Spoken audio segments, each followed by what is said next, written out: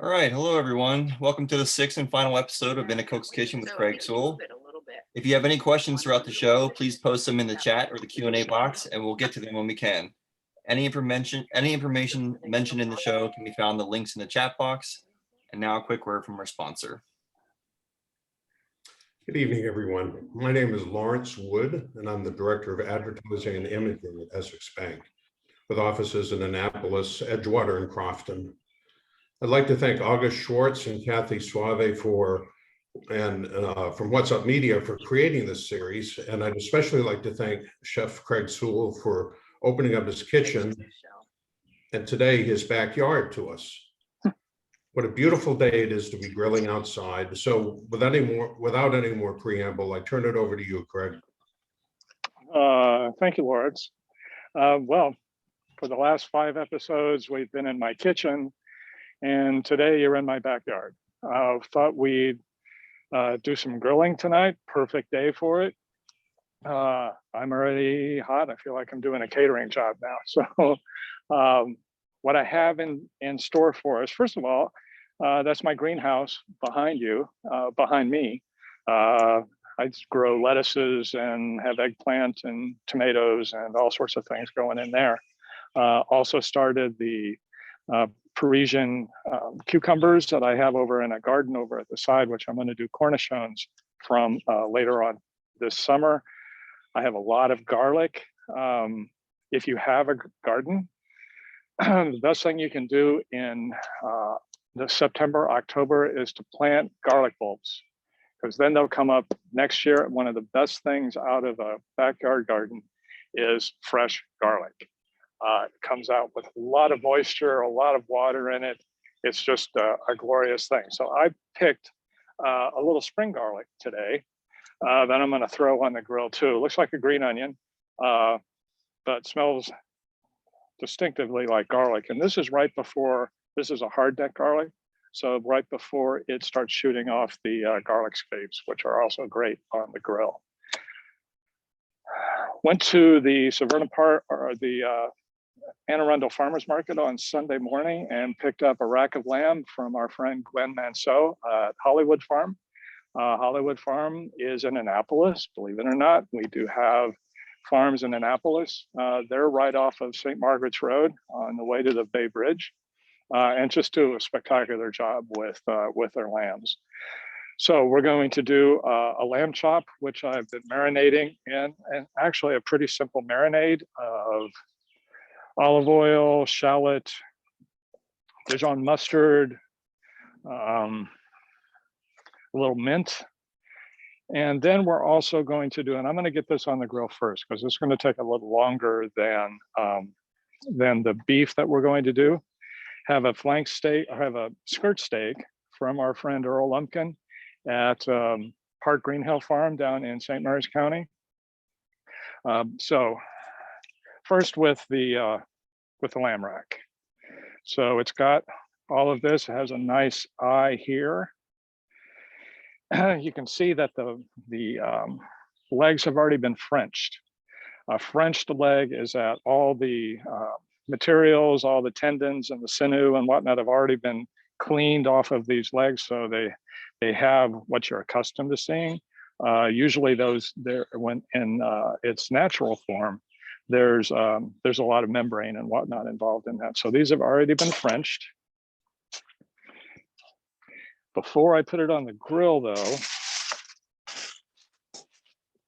I'm going to just quickly cover the bones with a little foil, keep them from burning. And we're going to put those fat side down on the grill. I'm going to leave those for just a few minutes to get a little color. Then we're going to turn it over in a more indirect part of the grill. I'm using charcoal. The charcoal that I'm using is the red bag, the Royal Oak charcoal. and I use a chimney involved in it. If you don't know what that is, this is a chimney. You stuff the bottom of it with newspaper and the top of it with the charcoal. Light the newspaper, it then ignites the charcoal, gets nice and hot in there. And then quickly and carefully, you dive in, turn it over, so you have a nice even distribution of charcoal. Now, most of you, I would venture to say, probably do gas. Gas is good for a couple of things. One, I already talked a little bit about, I'm gonna throw that garlic on there, about direct and indirect heat. With a gas grill, it's easy for you to have probably 3, maybe 5 jets involved in the gas grill. If you turn off the middle one, for instance, and just leave the 2 on the outside, you can get hot on this side, hot on this side to put the color on it like we're doing right now. And then when we flip it over for the final cooking, then you can use the indirect side. So there's a little bit of color.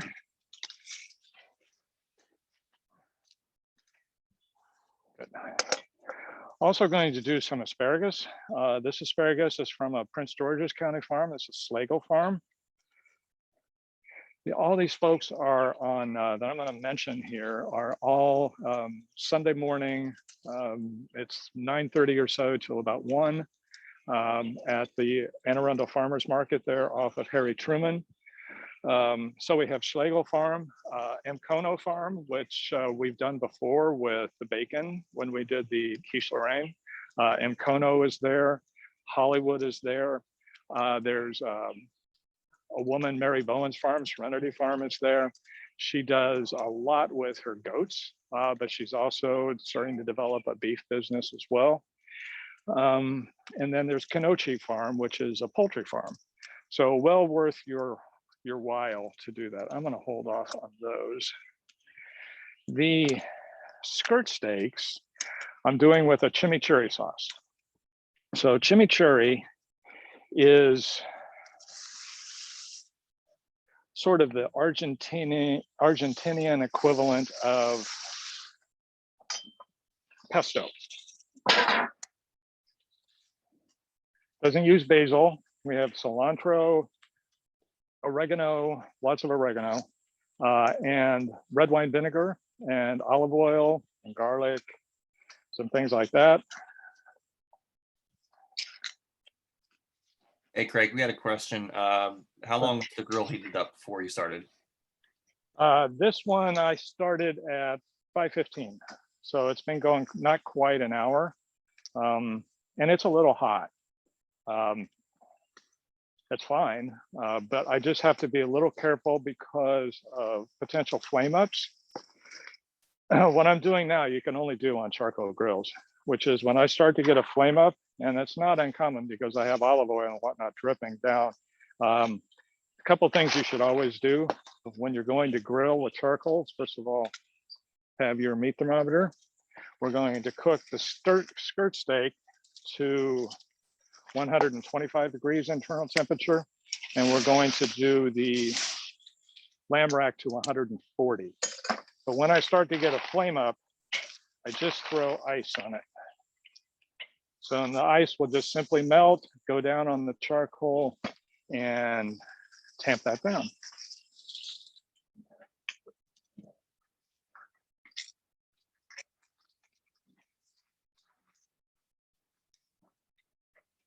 Now, I also took these, they've been marinating, both of these have been marinating since this morning. I also pulled them out of the refrigerator and brought them to room temp about an hour ago. So why room temp? It's, let's go ahead and cover this.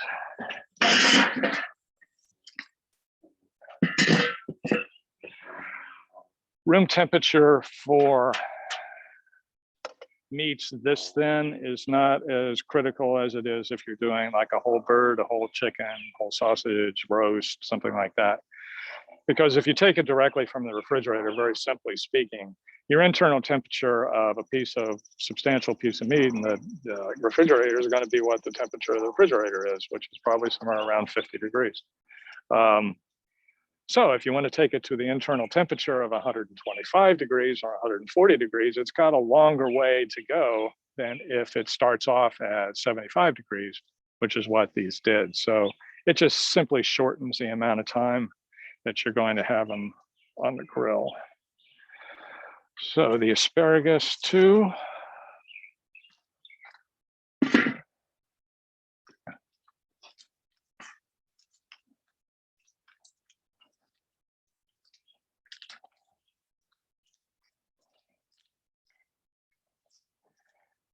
So over to my right, I think it's just out of camera range, are my 2 rose bushes.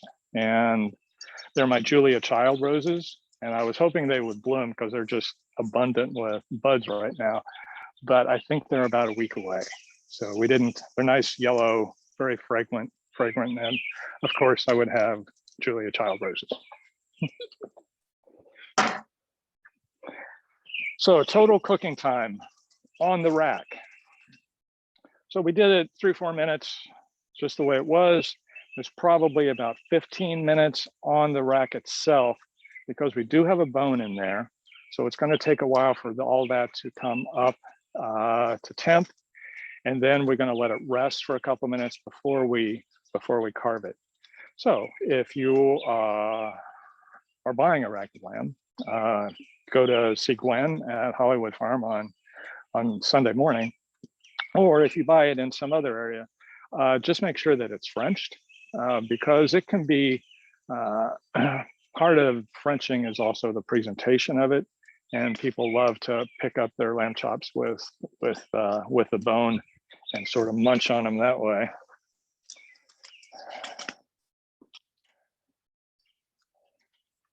Getting just a little bit of color on the asparagus. We got another question. Was the asparagus marinated? No, the asparagus I'm just doing raw. I mean, we have to think about this as a plate presentation. So I would never serve this marinade and that marinade and a marinated vegetable all at the same time. In fact, I wouldn't do this marinade and that marinade at the same time. So what I would do, it's a warm, cool sort of thing. So if I were doing something with the chimichurri, it has a little bit of heat to it as well because there's a little diced jalapeno in there. And you can make it as hot or as you want. But I would do something kind of neutral with that, like a potato or even like a warming sort of risotto, maybe a rosemary risotto or something like that. The lamb tends to go really well with rice, either a brown rice or something like that. But so I wouldn't mix my marinades. No mixing of marinades. When you take the temperature, and this is not done, but let's just go ahead and check it. Yeah, it's getting close.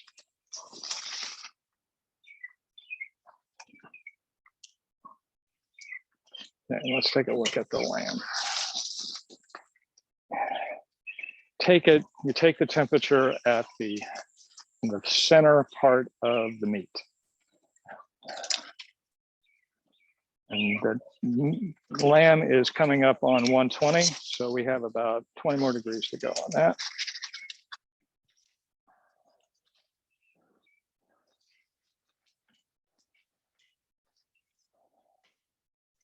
Asparagus is getting done.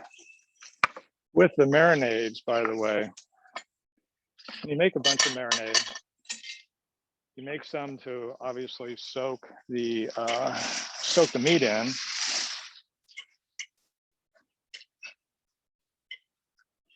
right, here's our garlic.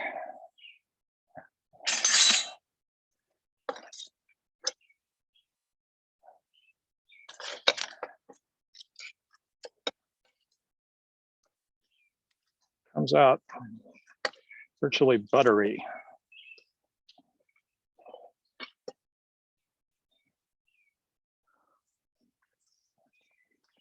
Marvelous. Okay, this is feeling good. Country way of telling whether or not your meat is done is by the touch. So this skirt steak is starting to push back at me a little bit. The way I was taught was to put your hand up like this with the thumb out and push on the fatty part right under the thumb on the palm of your hand. And as that pushes in, that's rare. Pull your thumb in a little bit more and feel how it gets a little tighter. That's medium rare. Pull it all the way in and feel that it's very firm. And that's well done. So let's check this again. So when you do your marinade, obviously do enough to marinate the meat, but then put a little extra aside. The marinade that you use, this is done. The marinade that you use inside of, that you marinate the meat in, you toss out after you're done. You don't use that anymore after that. That's why you have a little extra of it at the side.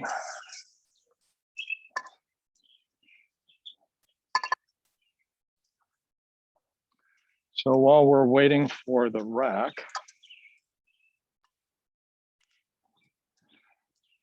I told you a couple of weeks ago how I had just gotten my Amish group in St. Mary's County and got them approved with the USDA and their new meat processing center.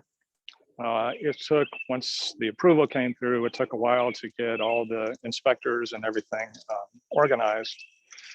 So we started processing under USDA inspection on Tuesday, which was nerve-wracking for my partners, but it went extremely well. And so two things. One, if everything keeps going in the way that it is, you should be able to see Southern Maryland meats appearing more and more often up here, so that you'll be able to buy some of the things that I've been using over the last 6 episodes. And the second thing is I do have to give a shout out to the USDA, because I know federal regulators, oh, my hummingbird just showed up. Yeah, I just showed up last week. The federal regulators get a pretty bad rap, you know, too much regulation, too much nose under the tent, you know, too much. I do have to say that the USDA people that I've been working with in Southern Maryland have been fantastic and are totally committed to helping local farms get the processing that they need to be able to expand and distribute and those sort of things. So check with me in a couple of weeks and let's see if I still feel the same way. But right now we're in pretty good shape. These are getting done. So I'm going to take the foil off and let's take their temperature again.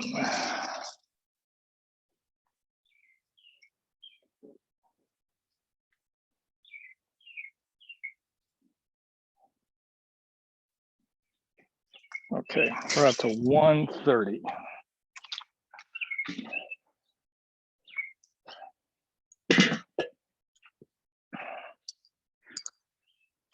So we have 125 for medium rare beef. We have 140 for medium rare lamb. If you were doing pork chops or something like that, it is not the other white meat. You want to cook that to a little bit more than you do the lamb, probably to around 150. Still, you want to see a little bit of pink color involved in the pork, but that's why it's really valuable to have. It's a $6 meat thermometer that you can pick up any place.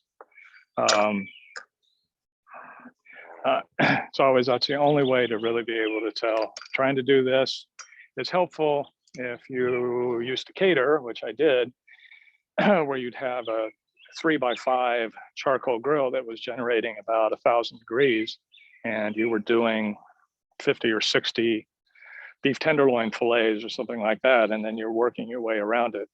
This is a much more surefire way of doing it.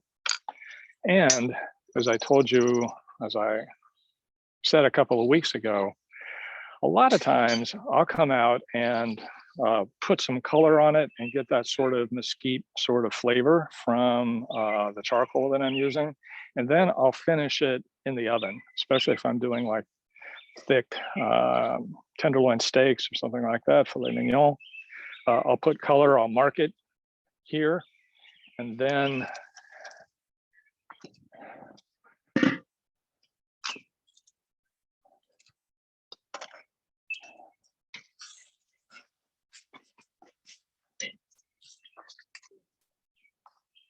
okay, so let's put that over at the side.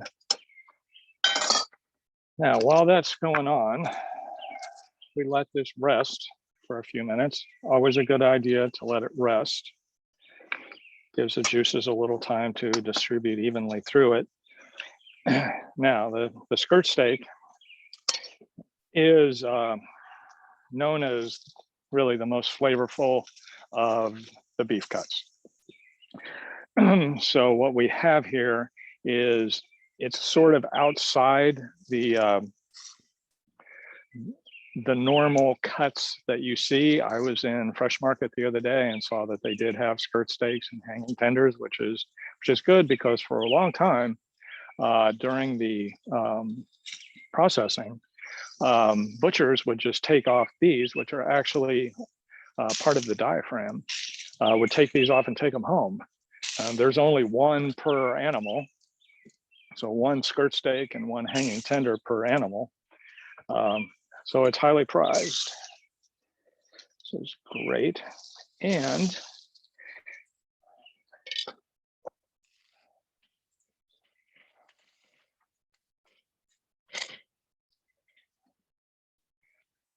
I'll let that sit.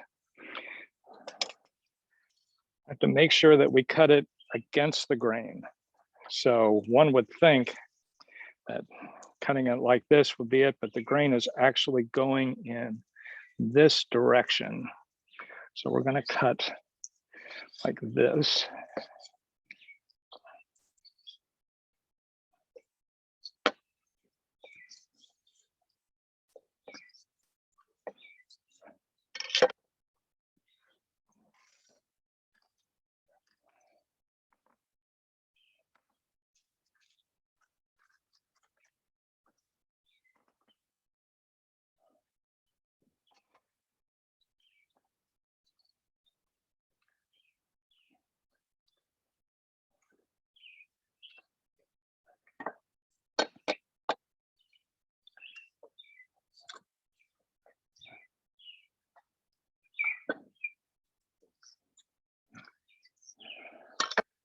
I have a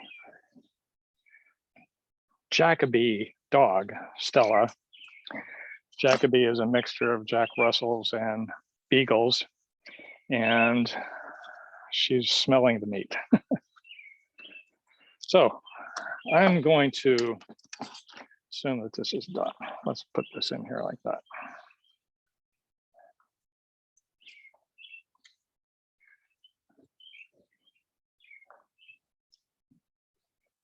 Right at 140. Turn it up on its side. There is a notch that you're looking for down here. So there is that.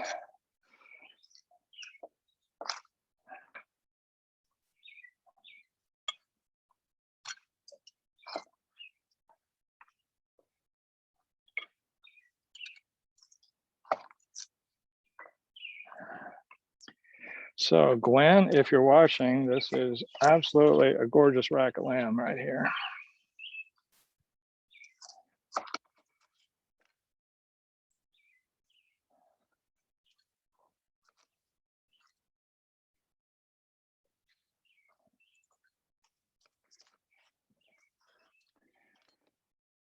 Okay, so this is what we're looking for. Have a nice charcoal crust on the outside, and then have a nice pink on the inside, but cooked through. So it's not mooey, as another technical French term. So what we'll do then, this is the chimichurri here. And the chimichurri recipe I will give to the magazine, and they can post it up on the website tomorrow. But actually quite simple. It's just like making pesto. You can see how it's nice and green.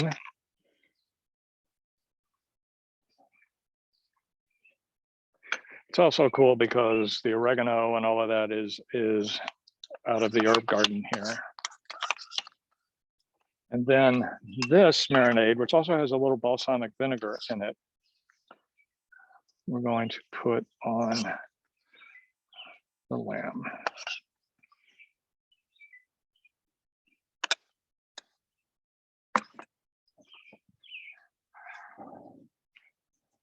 So there we are. Anyone have any questions? Someone did want you to talk about your beautiful wood cutting board. My beautiful wood cutting board is made by a gentleman named Willie Goddard. Willie has a farm in St. Mary's County.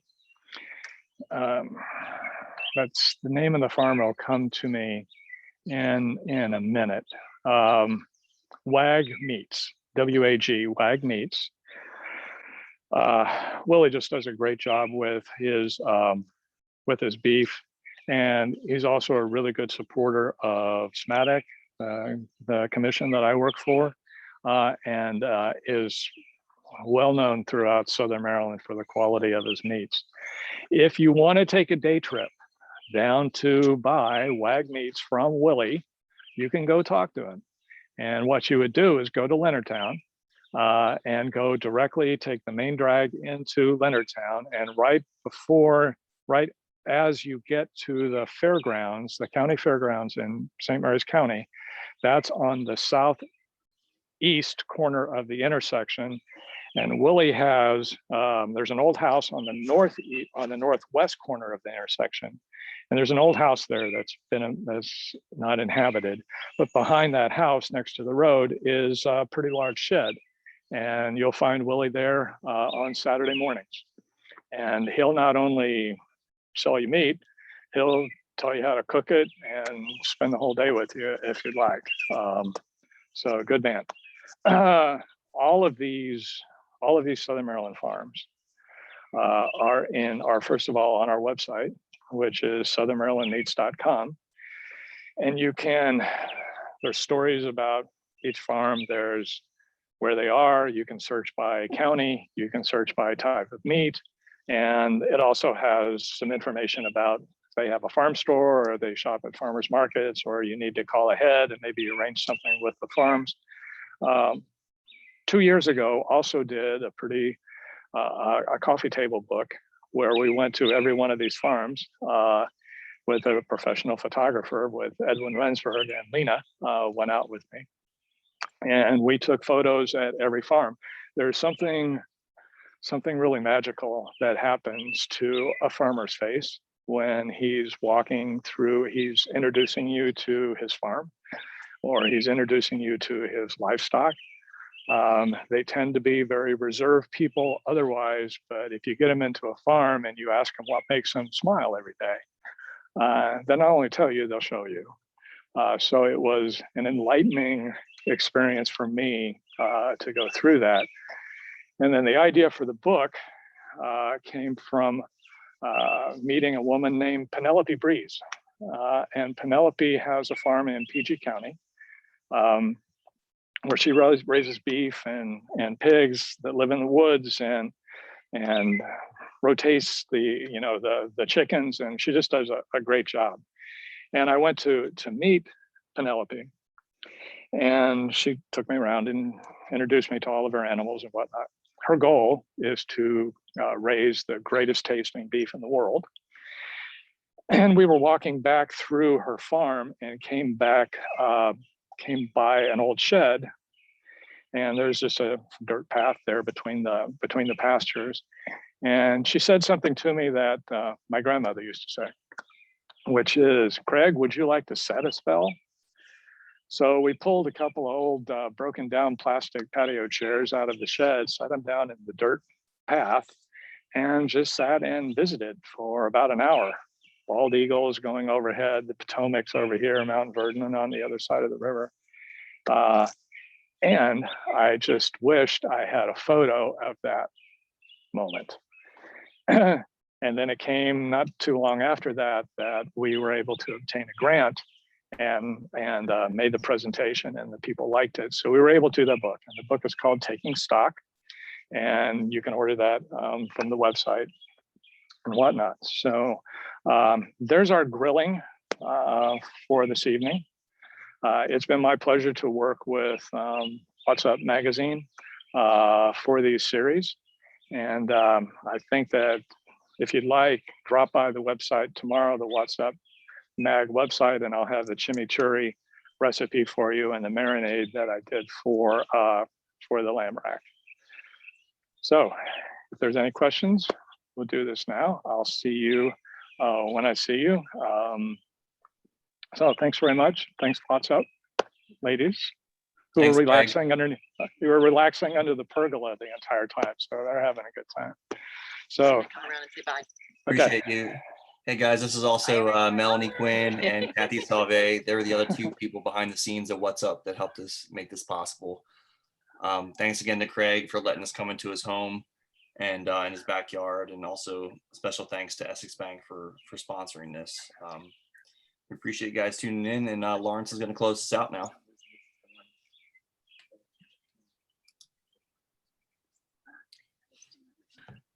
Thank you very much, August. Just want to thank you, Craig, for inviting us in and showing us not only how to cook, but also what to cook with. And that really has been very informative and delicious to me. I'd like to thank the entire What's Up Media team, August, Kathy, and most of all, I'd like to thank the viewers who have come in this evening and for all of the other shows. We hope to see you again at a future series. From Essex Bank, this is Lawrence Wood. Thank you all very much. Good night, everyone. Good night.